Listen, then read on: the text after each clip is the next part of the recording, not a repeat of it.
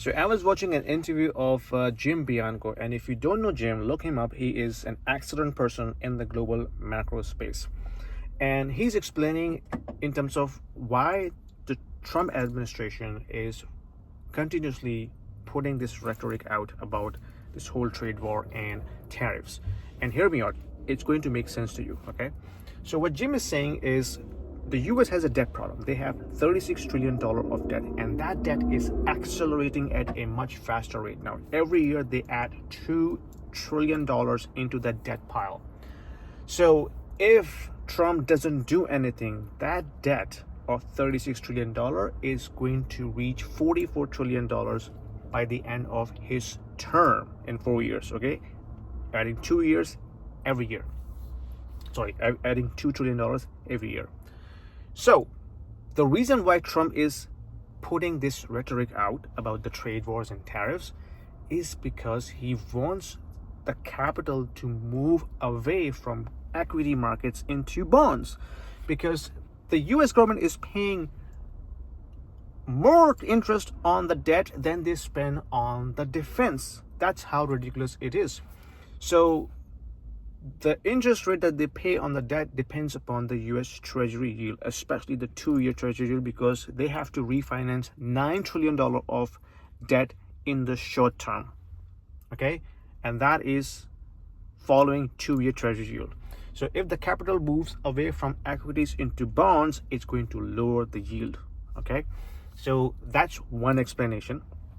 Number two, he's putting this rhetoric out there for trade wars and tariffs so that the other countries will pay the US. So why? Because of the only way they can pay off this debt is if they force other countries to pay the US for their services and for their trade, because there's not much money to go after within the domestic economy. So they're asking NATO countries to fund NATO by themselves. So US is a major, I think US is the biggest contributor into NATO. So the US is asking other countries, European countries, to pay more into NATO. The US is asking Japan and South Korea to pay more for their military protection.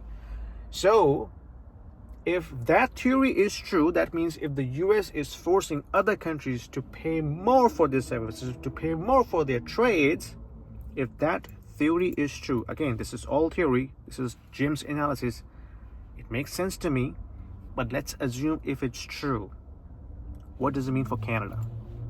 If he's asking European countries and Japan and South Korea to pay more for their military services, to pay more for their trade, what does it mean for Canada? The governments are already broke. The European governments are already broke. They cannot tax their citizens anymore. So what they're going to do? How are they going to come up with that money? They're going to run money printer go burr, which means inflation is going to skyrocket. If that theory is true, we are going to pay a lot more in terms of taxes and in terms of the hidden taxes like inflation. Okay?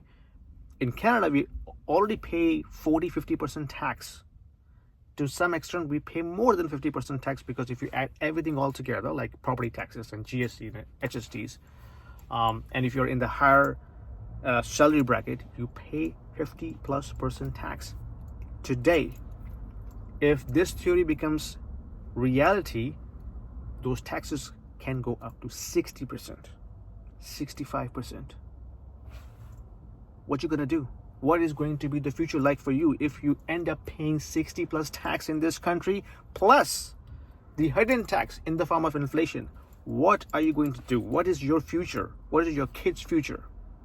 I'm worried, to be honest, because I live here, my kids are growing here, I have my investment and property, my pretty much everything is here. If that becomes a reality, I'm really worried about that. So what is your options? What are your options? What you gonna do? Okay, do you have any other strategy? How are you going to protect your financial future, your kids' financial future? Listen, the government will not protect you. You have to make choices to protect yourself and for your kids' financial future. Okay, nobody will come after nobody will come to you to help you out. You have to help yourself. I'm looking for answers. You let me know in the comment section, what do you think it's going to happen, likely is going to happen, and how are we going to protect, what should we do to protect ourselves, our financial future, our property rights. Everything is on the line, to be honest. The things which are playing out right now is not looking good. I'm not giving you a doom and gloom picture. I'm just giving you reality. This is reality. We cannot leave US.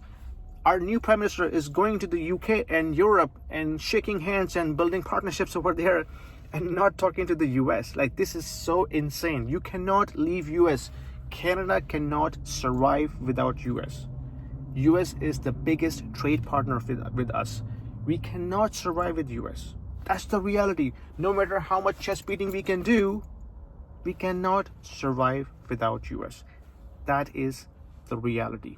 Even if we start building new pipelines, new trade routes with Europe, it will take decades before we can replace the volume of the trade that we do with the US.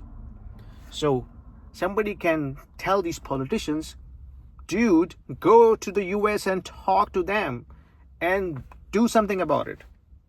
Anyway, this is just my rhetoric. Not my rhetoric, my rant. But let me know what you think about that in the comment section. Take care.